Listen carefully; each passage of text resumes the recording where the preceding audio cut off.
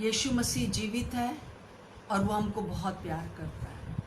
हर एक जन जो इस दुनिया में है और था, प्रभु यीशु मसीह उनको बहुत प्यार करते हैं और वो हमेशा सर्वदा हमारे साथ रहना चाहते हैं।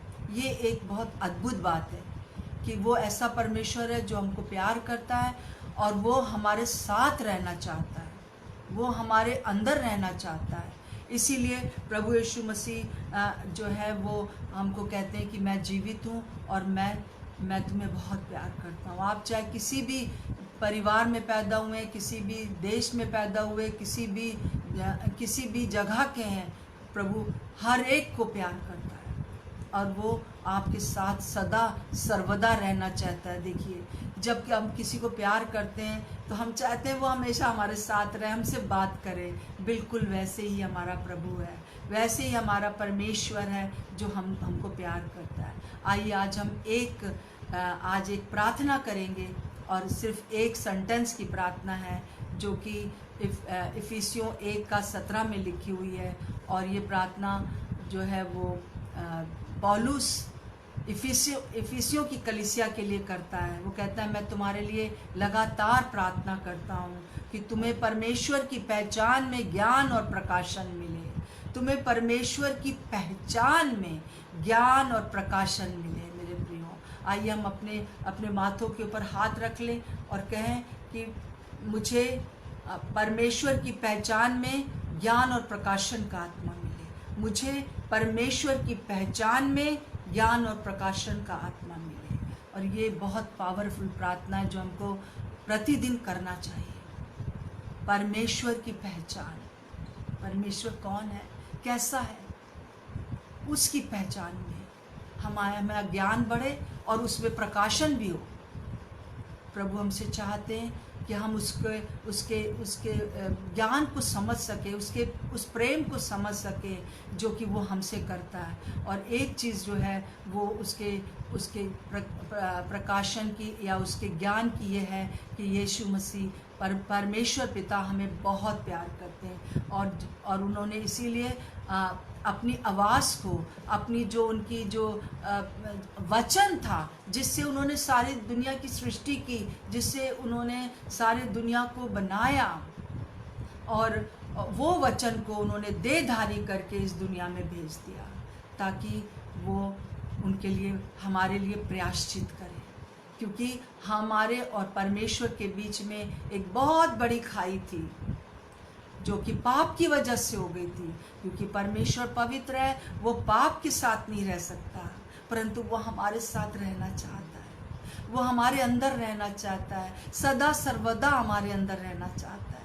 सो प्रभु यीशु मसीह जो परमेश्वर का वचन थे इस दुनिया में आए और उन्होंने अपना प्रायश्चित किया हमारे लिए और बहुत दर्दनाक मृत्यु को सहा। जो सज़ा हमें मिलनी चाहिए थी, मानव जाति को मिलनी चाहिए थी, वो उन्होंने खुद ले लिया, उन्होंने खुद उठा लिया और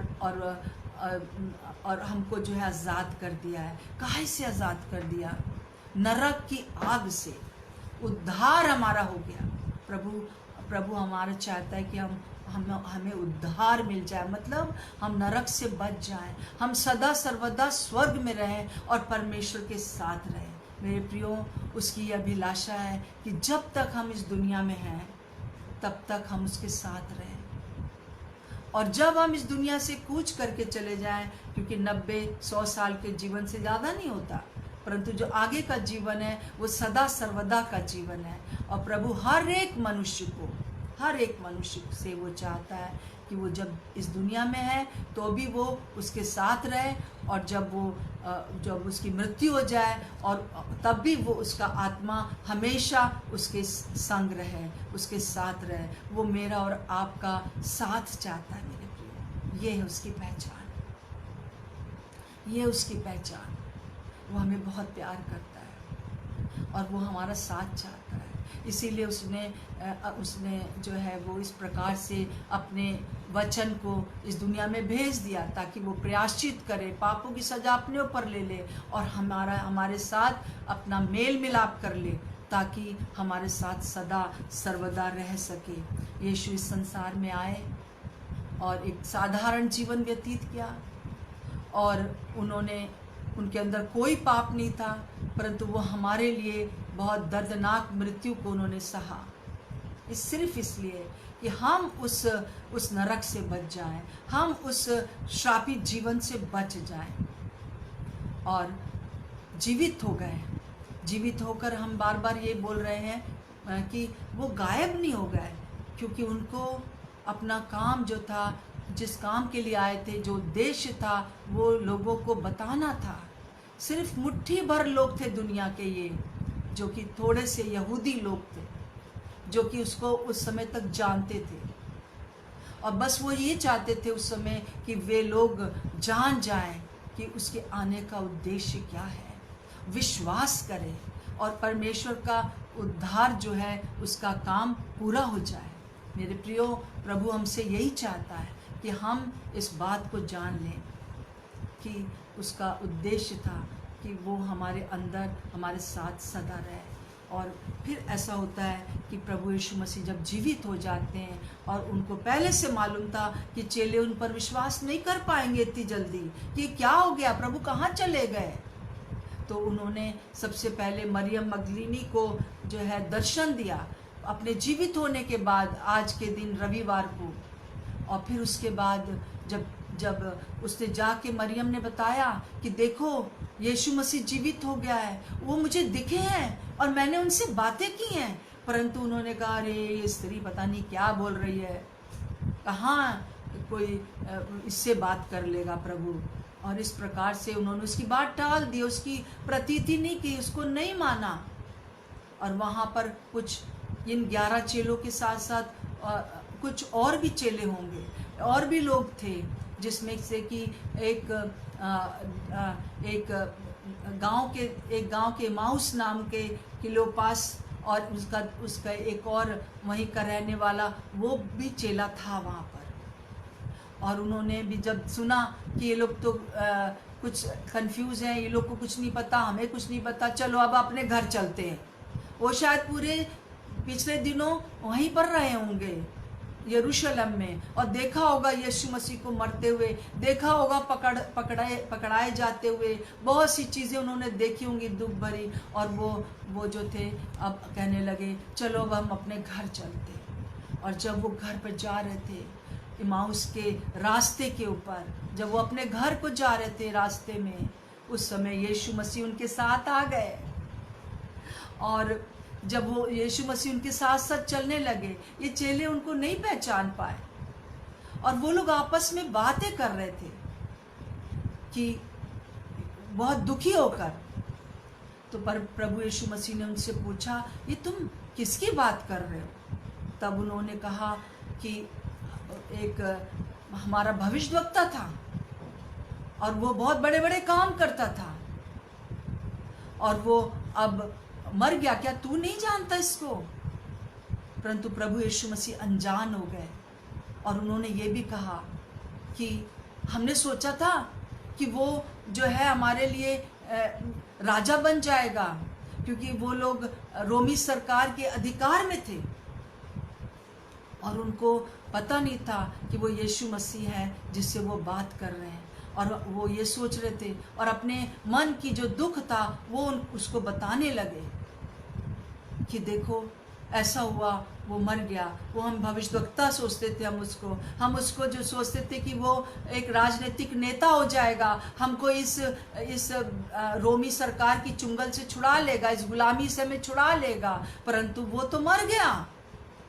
पर फिर उसके बाद उस चीज़ को सुनकर प्रभु यीशु मसीह बहुत खेदित होते हैं, बहुत दुखी होते हैं। और फिर उसके बाद पूरा रास्ता यीशु मसीह मूसा की किताब से लेकर और किताबों से लेकर और पूरे पुराने नियम की जहाँ जहाँ यीशु मसीह के आने के बारे में और उनकी मृत्यु के बारे में और उनके जाने के बारे में जितनी भी बातें प्रभु यीशु मसीह के बारे में पुराने नियम में लिखी हुई थी कि वो कैसे आएगा, वो कैसे मृत्यु होगी, उसकी एक एक जगह को धीरे धीरे वो समझाते गए। देखो वहाँ ऐसा लिखा था, देखा वहाँ ऐसा लिखा था। और वो लोग उस समय जब सुन रहे थे तो उनको ज्ञान होता जा रहा था, वो ये समझ रहे थे अपने मन के अंदर कि हाँ, ये जो कह रहा है वो सही है। और वो उत्साहित हो रहे थे। परंतु उनका जब गांव आ गया तो उन्होंने प्रभु यीशु मसीह से रिक्वेस्ट करी, आइए आइए, उनको तो नहीं मानता यीशु मसीह कि आइए, आप कहाँ जाएंगे, रात होने वाली है, संध्या हो गई है, आप हमारे साथ रुकिए आज रात में, कल सुबह चले जाइएगा।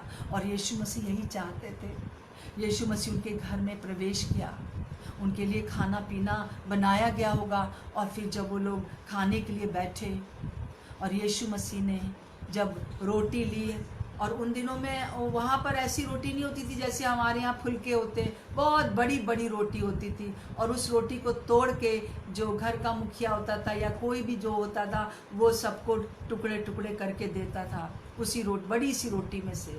और जब उसको रोटी दी गई और उसने धन्यवाद दिया, और धन्यवाद के साथ जैसे ही उसने उस रोटी को तोड़ा, मेरे प्रियो, इन दोनों जो चेले थे उनकी आंखें खुल गईं और उन्होंने कहा, अरे ये तो यीशु है।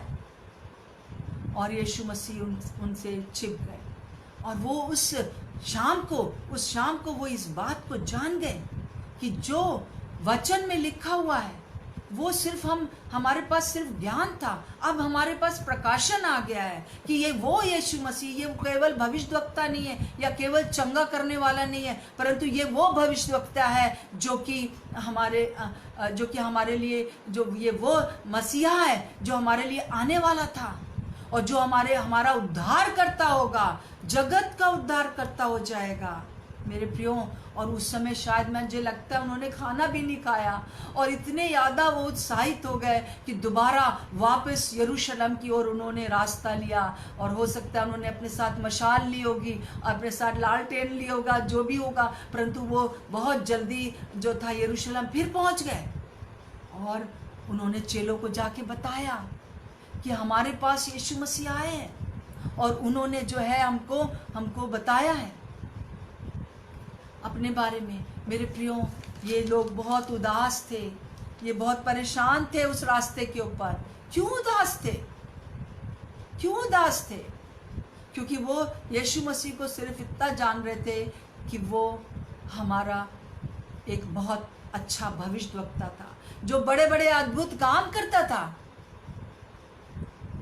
और चंगाई देता था, मुर्दों को चंगा जिला देता था। और बहुत दफ़ा उसने खाने को इतना बढ़ा दिया कि एक जन के खाने ने 5,000 लोगों को खा लिया। 5,000 लोगों ने वो खाना खाया, एक जन का खाना। और वो बस इतना ही जानते थे, और उनका दूसरा मकसद जो था वो यही था कि ये जल्दी से राजा बन जाए, क्योंकि ये बहुत प्रभावशाली है। देखो, भीड़ की भीड़ इसके पीछे आती है, और जब ये राजा बन जाएगा तो हमारा इस रोमी सरकार से उद्धार हो जाएगा, हम लोग छुटकारा पा जाएंगे। और कई तो इसीलिए उसके पीछे हो लिए थे, जैसे यहूदा इस्करियोती।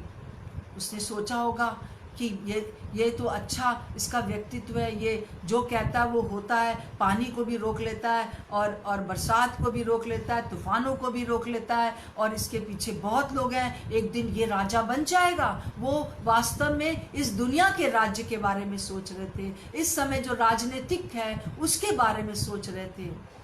उनको नहीं मालूम था कि वो राजा सिर्फ उनके देश का, उनकी अपनी जाति का नहीं, परंतु वो संसार का राजा है। हालेलुया! वो उद्धार करता, वो नहीं पहचाने थे उस समय तक, इसलिए वो शोकित थे। अब क्या होगा? जब प्रभु को उन्होंने पहचान लिया, और वो पूरे जो प्रभु ने उनको रास्ते भर बताया था कि किस प्रकार से जो है वो प्रभु यीशु मसीह जो है उनके बारे में लिखा है, ये वही मसीहा है जिसके बारे में लिखा है कि वो कुंवारी से पैदा होगा, ये वही मसीहा है जिसके बारे में लिखा है कि उसकी मृत्यु कैसे होगी। मेरे प्रियो, उनकी अब समझ में आ गया था, इसलिए उन लोग का शोक दूर हो गया। अगर प्रभु यीशु मसीह उस दिन दिखाई नहीं देते इन चेलों को, तो जैसे मेरी कविता में एक पंक्ति है कि यीशु जीवित होकर ना दिखता तो क्या होता, इमाउस के रास्ते पर क्लियोपास की आंखें ना खुलती, चेलों के पास वचन का प्रकाशन ना होता। मेरे प्रियो, उसी दिन से उनको प्रकाशन हो गया। ओ, हम तो दुनिया के बारे में ही बस सोच रहे हैं कि ये राजा वो राजा, हम तो बस ये सोच रहे हैं ये हीलिंग वो हीलिंग, ये चंगाई और ये पैसों का बढ़ना, ये सब होता रहेगा हमारे साथ। वो सिर्फ इतना ही सोच रहे थे, परंतु उस दिन उनको समझ में आया, वो प्रभु को पहचान गए। क्या आप प्रभु को पहचानते हैं? क्या आप प्रभु को पहचानते हैं कि यीशु मसीह जो है न केवल एक भविष्यवक्ता है, जैसे कई लोग दुनिया में समझते हैं कि वो प्रॉफिट है, वो पैगंबर थे। केवल पैगंबर नहीं थे, केवल प्रॉफिट नहीं थे, केवल भविष्यवक्ता नहीं थे प्रभु यीशु, वो मसीहा थे, वो उद्धार करने वाले थे। कई बार हम प्रभु को जैसा समझना चाहिए नहीं समझते। हाँ, जैसे कि कई बार कई लोग सोचते हैं कि कैसे हो सकता है कि वो परमेश्वर का बेटा, ये समझ नहीं आता उनको। परंतु मैं आपको बताना चाहती हूँ आज कि परमेश्वर का बेटा का मतलब ये नहीं है कि उसकी कोई परमेश्वर की कोई पत्नी है और उसके बच्चा पैदा हो गया और वो इकलौता बेटा हो गया। नहीं, उसका मतलब है इकलौता तरीका परमेश्वर को पहचानने का, और वो था उसका वचन। वो था उसका वचन जो कि देह को धारण करके यहाँ पर आया, और वो स्वयं परमेश्वर थे, 100% परमेश्वर थे। और जब इस दुनिया में आए तो 100% मनुष्य बन के आए, ताकि वो पूरी तरह से प्रायश्चित करके लोगों के लिए को उन पापों से छुटकारा दिला सके। मेरे प्रियो, वो केवल एक चंगाई देने वाला प्रभु नहीं है, एक चंगाई देने वाला प्रभु नहीं है। यूहन्ना उसके 3 अध्याय में जब हम आते हैं तो देखते हैं कि एक निकोदिमस नाम का एक यहूदी सरदार था, गुरु था। वो रात के समय प्रभु के पास आया, सिर्फ इसलिए कि वो उसको शक था, क्योंकि सब लोग उसके लिए कह रहे थे, यहूदी जो गुरु थे, कि ये फ्रॉड है, ये झूठा है, भविष्यवक्ता है, ये वो मसीहा नहीं है जिसका हम इंतज़ार कर रहे हैं। परंतु उसने आके यीशु मसीह को रात में विजिट किया और कहा कि जिस तरह से आपके द्वारा काम होते हैं बड़े बड़े, अगर परमेश्वर उसके साथ ना हो तो वो ये काम नहीं कर सकता कि मुर्दों को जिला दे, या अंधों को, जन्म के अंधों को आंखें दे दे, कोढ़ियों को चंगा कर दे। कोई नहीं कर सकता जो मुआवजे आप करते हैं, सिर्फ वही कर सकता है जिसके साथ ईश्वर है। प्रभु ने उसकी बात को टाल दिया, उसने खेत की कही, परंतु प्रभु ने खलियान की बात कही और कहा कि निकोदिमस, तुझे नया जन्म प्राप्त करना जरूरी है। नया जन्म, ये क्या? तो प्रभु यीशु मसीह ने कहा, तुझे जो है आत्मा से पैदा होना जरूरी है, तुझे ग्रहण, वो बातें जो मेरे बारे में लिखी है वो ग्रहण करना जरूरी है। और उससे प्रभु ने कहा कि जो आत्मा से जन्मा है वो आत्मा है, जो शरीर से जन्मा है वो शरीर है।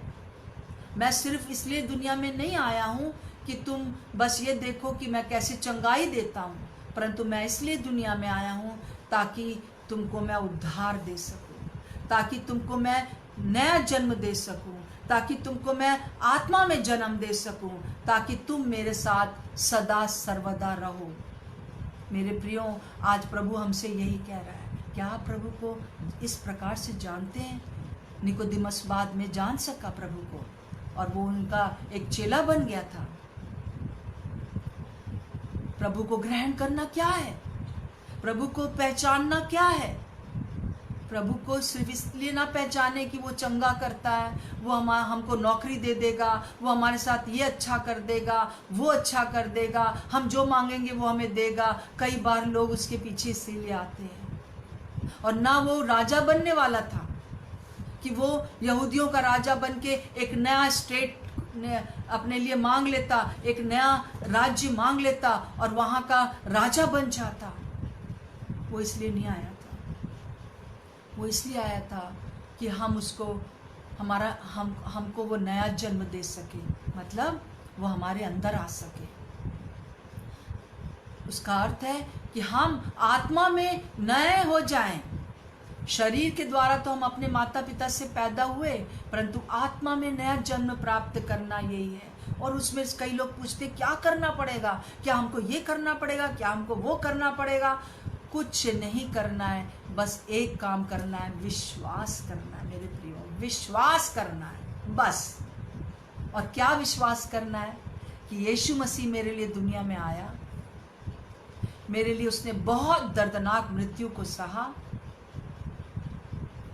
और वो मारा गया और वो गाड़ा गया और वो तीसरे दिन जिंदा हो गया। इसलिए वो मेरे सारे पापों को क्षमा करने में सक्षम है।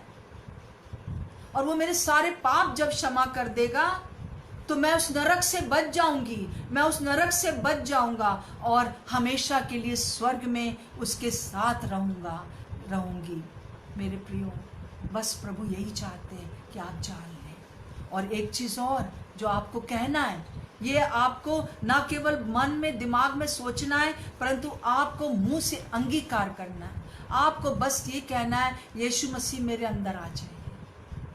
जैसा कि प्रभु यीशु मसीह, जैसा कि हम रोमियो उसका 10 में पढ़ते हैं, क्योंकि धार्मिकता के लिए मन से विश्वास किया जाता है। हाँ, हम लोग बहुत लोग धर्मी हैं, हम जो मसीह परिवार में हैं, जो हम लोग अब मसीह हो गए, हम लोग बहुत धर्मी हैं क्योंकि हम यीशु मसीह पर 100% विश्वास करते हैं। परंतु आगे लिखा है कि और उद्धार के लिए मुंह से अंगीकार किया जाता है। हालेलुया। मुंह से अंगीकार, मुंह से बोलना बहुत जरूरी है। हाँ प्रभु, मैंने पाप किया है, मुझे क्षमा करें, मैंने जाने अनजाने में जो भी पाप किए मुझे क्षमा कर दीजिए। और एक और बात कहना है अपने मुंह से, प्रभु मेरे अंदर आ जाइए, प्रभु मेरे अंदर आ जाइए, प्रभु मैं अपने लिए अपने जीवन का द्वार आपके लिए खोलती हूँ, आप मेरे अंदर आ जाइए। और जैसे हम ये कहते हैं, प्रभु यीशु मसीह हमारे अंदर आ जाते हैं। अगर एक मसीह परिवार में होने के बाद भी ये प्रार्थना आपने नहीं की है तो आज कर लीजिए। वो आपके दरवाजे पे खड़ा हुआ खटखटा रहा है, कह रहा है कि मैं तुम्हारे अंदर आना चाहता हूँ, मैं सदा सर्वदा तुम्हारे साथ इस दुनिया में रहना चाहता हूँ जब तक तुम इस दुनिया में जिंदा हो। और जब तुम यहाँ से तुम्हारा डेरा खत्म हो जाएगा, तुम्हारा समय खत्म हो जाएगा, तब भी मैं तुम्हारे साथ स्वर्ग में रहना चाहता हूँ। I love you very much, मैं तुम्हें बहुत प्यार करता हूँ, मैं तुम्हें कभी नहीं छोड़ना चाहता हूँ, मैं तुमसे विदाई नहीं चाहता हूँ, मैं नहीं चाहता हूँ कि तुम में से कोई भी जन नरक जाए। और प्रभु यीशु मसीह जो है वो आपके उद्धारकर्ता बन जाते हैं जब आप ये कहते हैं। आपका नया जन्म हो जाता है, आपका नाम जो स्वर्ग में जीवन की पुस्तक है उसमें लिख जाता है। ये कोई कथा कहानी नहीं है, परंतु ये सत्य है कि वहाँ पर जब नाम लिख जाता है, हमारा दर्ज हो जाता है नाम, हमें कोई भी हमें परमेश्वर के प्रेम से अलग नहीं कर पाएगा। मेरे प्रियो, कोई भी उसकी उपस्थिति से हमें अलग नहीं कर सकता है, सिर्फ हम खुद ही अलग होते हैं, पर दूसरा कोई भी हमको अलग नहीं कर सकता है। मेरे प्रियो, प्रभु आज आपसे कह रहा है, अगर आप अकेले बैठे हो, अगर आपके पास कोई आपकी मदद के लिए नहीं है, कोई भी नहीं है जो कि आपको संभाल सके, कोई भी आपको ना बता सके, परंतु आज मैं आपसे कहना चाहती हूँ, यीशु मसीह को अपने अंदर बुला लीजिए। जब आपने बुला लिया है तो इस बात पर विश्वास करिए कि आपका नाम जीवन की पुस्तक में लिख दिया गया है। वो आपको कभी नहीं छोड़ेगा, कभी नहीं त्यागेगा और सदा सर्वदा वो आपके साथ रहेगा, क्योंकि ये उसका वायदा है। यीशु मसीह को मसीह यही चाहते हैं और इसीलिए वो 40 दिन तक इस दुनिया में रहे, मरने के बाद, जीवित होने के बाद, क्योंकि वो जानते थे कि मुट्ठी भर लोग जिनको कि मैं चाहता हूँ कि विश्वास करें, ये लोग नहीं कर पा रहे। इसलिए उन्होंने पहले मरियम मगदलीनी को, फिर इन चेलों को, फिर 10 चेलों को और फिर उसके बाद थोमा को, इस प्रकार से बहुत लोगों को जो है अपना दिखाया अपने आप को और बातें करी, और बहुत सी चीज़ें जो यहाँ पे बाइबल में नहीं लिखी हैं, जैसा कि बाइबल बताती है कि इतना नहीं लिखा हुआ है, परंतु इसलिए ये लिखा गया है ताकि आप विश्वास कर लें कि यीशु मसीह जिंदा है और आपको प्यार करता है और सदा सर्वदा आपके अंदर आपके साथ रहना चाहता है। जब इस दुनिया में से आपका जीवन खत्म हो जाए उस समय भी वो आपको अपने साथ ले जाना चाहता है और सदा सर्वदा आपके साथ रहना चाहता है। मेरे प्रियो, आज प्रभु आपसे चाहता है कि आप उससे ये संबंध बना लें, अब पुत्र और पुत्री का संबंध बना लें, आपका नया जन्म हो जाए। मेरे प्रियो, नया जन्म, क्या आप उसको ऐसे पहचानते हैं? मेरे प्रियो, ये जो दोनों चेले थे वो सब कुछ जानते थे, बाइबल का जितना पुराना नियम था सब जानते थे, परंतु उनको ज्ञान तो था पर प्रकाशन नहीं था। जब यीशु मसीह आ जाते हैं हमारे पास, हम उससे पहचान जाते हैं, तो जो कुछ भी वचन में लिखा हुआ है उसका प्रकाशन हो जाता है। ये टाइम प्रभु ने आपको दिया है कि आप वचन पढ़ें और उसका प्रकाशन पाएं। मेरी यही प्रार्थना है मेरे प्रियो कि आपको परमेश्वर की पहचान में ज्ञान और प्रकाशन का आत्मा मिले। हम बहुत थोड़ा सा परमेश्वर के बारे में जानते हैं, बहुत थोड़ा सा। जितना आप वचन पढ़ेंगे, जितना आप उसके लिए ललाहित रहेंगे, उतना आपको प्रकाशन मिलेगा, और जितना प्रकाशन मिलेगा उतना आप और उसको जान पाएंगे, उसके प्यार को जान पाएंगे। इसलिए रोज कहें कि परमेश्वर की पहचान में मुझे ज्ञान और प्रकाशन का आत्मा मिले। परमेश्वर की पहचान में वो परमेश्वर कौन है, वो क्या है। जैसे मैंने आज एक उदाहरण दिया कि वो प्रेमी है और वो आपसे प्यार करता है। एक एक मनुष्य से, आप कहीं पर भी पैदा हुए हों, उससे उसको कोई मतलब नहीं है। उसने सारे जगत के लिए अपने प्राण दिए, सारे जगत के लिए उसको कोड़े मारे गए, सारे जगत के लिए उसने कांटों का जो है ताज पहना, सारे जगत के लिए उसके हाथ और पैर छेदे गए। मेरे प्रियो, आज ये समय है कि आप उसको पहचान लीजिए, उसके प्यार को पहचान लीजिए। मेरे प्रियो, जब तक हम उसके प्यार को ना जाने, जब तक हमें प्रकाशन ना मिले, हम केवल ज्ञान ही है हमारे पास, परंतु प्रकाशन नहीं है। काश करके आज हमें वो प्रकाशन हो जाए, और जैसे ही आप कहेंगे प्रभु मेरे जीवन में आ जाइए, आपके अंदर वो पवित्र आत्मा के रूप में आ जाएंगे और वो आपके जीवन को प्रकाशित कर देंगे। जैसा मैं आपको बता चुकी हूँ, मेरे अपने जीवन में हुआ है। जो कुछ भी मैं आपको बता रही हूँ वो केवल ये ज्ञान नहीं है जो मुझे मिला है पढ़ के, परंतु ये मुझे अनुभव है, ये मेरा अपना अनुभव है, ये मेरा अपना प्रकाशन हो गया। मुझे मेरा माइंड प्रकाशित हो गया है कि हाँ, यीशु मसीह मेरा उद्धार करता है, और आज भी वो मेरे अंदर है, मेरे साथ रहता है। और इस दुनिया से अगर मैं चली गई तो भी वो सदा सर्वदा मैं उसके साथ रहूंगी, क्योंकि वो मुझे प्यार करता है। इस दुनिया में अगर कोई भी आपको प्यार नहीं करता है, सेल्फिशनेस लगती है आपको हर जगह, परंतु आज प्रभु बिना स्वार्थ के आपको प्यार करता है, क्योंकि वो आपका परमेश्वर है, क्योंकि उसने आपकी सृष्टि किया है। मेरे प्रियो, क्योंकि उसने अपने हाथ से आपकी सृष्टि किया। आपके बेडौल तत्व को जब माँ के गर्भ में जब आप आए थे, वो देख रहा था, आपका इंतजार कर रहा था। आप जो भी हो, जो भी सुन रहे हैं, आप ये जान लीजिए कि प्रभु केवल प्रॉफिट नहीं थे, प्रभु केवल भविष्यवक्ता नहीं थे, केवल चंगा करने वाले नहीं है, केवल वो मुर्दों को जिंदा करने वाले नहीं है, परंतु केवल वो एक राज्य को करने वाले नहीं है कि इस दुनिया के राज्य को राजा बन जाए। एक दिन आएगा कि वो राज्य करेगा, जैसे मैंने आपको पहले दिन बताया, परंतु अभी नहीं। अभी वो हमारे और आपके अंदर राज्य करना चाहता है। अगर आप आज तैयार हैं कि आप अपने जीवन में इस राज्य को बुला लें, उस प्रभु के कार्य को पूरा होने दें। तो आज आप मेरे साथ एक प्रार्थना कर सकते हैं, छोटी सी। अपना हाथ अपने सीने के ऊपर रख लीजिए और मेरे साथ प्रार्थना करिए। आँख बंद करना चाहें या आँख खोल के प्रार्थना करना चाहें, मेरे साथ प्रार्थना करिए। प्रभु यीशु मसीह, मैं आपको नहीं जानता था, नहीं जानती थी, परंतु मैं इस बात को मानती हूँ कि मैं पापी थी और मैं नरक जा रही थी। परंतु आज मैं इस बात पर विश्वास करती हूँ कि आप मेरे लिए इस दुनिया में आए, मेरे लिए मारे गए, मेरे लिए गाड़े गए, और तीसरे दिन मुर्दों में से जिंदा हो गए। मेरे लिए आपने प्रायश्चित कर दिया।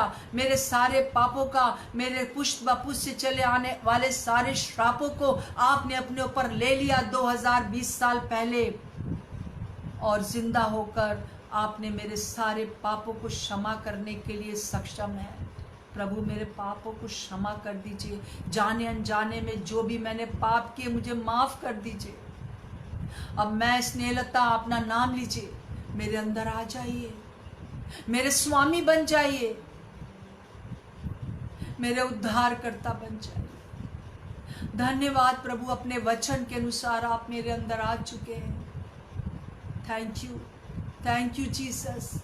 आपने मेरा नाम जीवन की पुस्तक में लिख दिया, आपका धन्यवाद। और आज भी आप मेरे अंदर हैं जब तक मैं दुनिया में हूँ, और यहाँ से जाने के बाद भी सदा सर्वदा आप मेरा साथ चाहते हैं, और मैं आपका साथ चाहता हूँ। मैं आपका साथ चाहती हूँ क्योंकि आप ही में अनंत जीवन है, आप ही में शांति है, आप ही में आनंद है, आप ही में प्रभाव पूर्णता है, आप ही में उपयोगिता है। मेरे प्रभु, मैं आपको धन्यवाद देती हूँ, मैं आपको धन्यवाद देता हूँ। यीशु के नाम से मांगती हूँ, आमीन। मैं आपकी प्रभु की दासी होने के नाते आपको आशीर्वाद देती हूँ। आइए हम इस समय प्रार्थना करेंगे। प्रभु यीशु मसीह, आपका धन्यवाद हो कि जब आपने इन दो चेलों को अपने बारे में बता रहे थे, जो कि लिखा हुआ था, बहुत सालों से वो इसको पढ़ते थे परंतु समझते नहीं थे। ज्ञान तो था पर प्रकाशन नहीं था। आपका धन्यवाद हो कि आप प्रकाशित करने वाले परमेश्वर हैं, प्रकाशन देने वाले परमेश्वर हैं। आज जो हम लोगों ने आपको ग्रहण किया है उसके लिए धन्यवाद। हमें आपने प्रकाशन दिया, आपका धन्यवाद। आने वाले दिनों में और ज़्यादा हम आपके बारे में जानना चाहते हैं। प्रभु आपका धन्यवाद हो। हम इस समय अपने देश के लिए, अपने शहरों के लिए, अपने पूरे संसार के लिए आपसे प्रार्थना करते हैं प्रभु जी कि आप इस महामारी को आप दूर कर किया है आपने। आपका धन्यवाद हो, धन्यवाद हो प्रभु। हम बहुत जल्दी देखने पाएंगे प्रभु जी कि सब कुछ नॉर्मल हो गया है। हमारे देश में जो नौकरियां नहीं रही प्रभु जी, ओ लोगों की नौकरियां खत्म हो गई हैं प्रभु जी।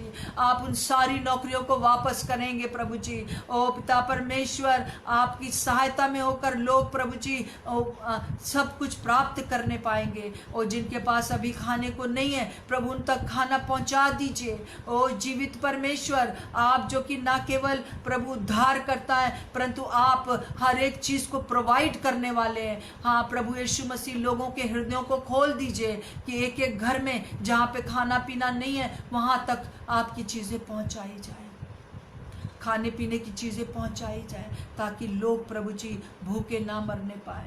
जिन बच्चों के पास दूध नहीं है प्रभु जी, ओ प्रभु यीशु मसीह उनको दूध प्रोवाइड कर दीजिए। प्रभु हमारे देश में अभी भी बहुत से लोग हैं जो कि अभी भी भूखे हैं प्रभु जी, क्योंकि हम लोग की सेल्फिशनेस के कारण। पिता परमेश्वर, हम प्रार्थना करते हैं कि हर एक जन में से हर एक सेल्फिशनेस दूर हो जाए, ताकि हमें जैसे आपने प्यार किया हम दूसरों को प्यार कर सकें, दूसरों को गले लगा सकें। पवित्र पिता, जो कोई भी मेरी इस समय बातों को सुन रहा है उन सबको मैं बड़ा आशीर्वाद देती हूँ, और प्रभु यीशु के नाम से ये प्रार्थना मांगती हूँ। यीशु के नाम से मांगते हैं, आमीन और आमीन।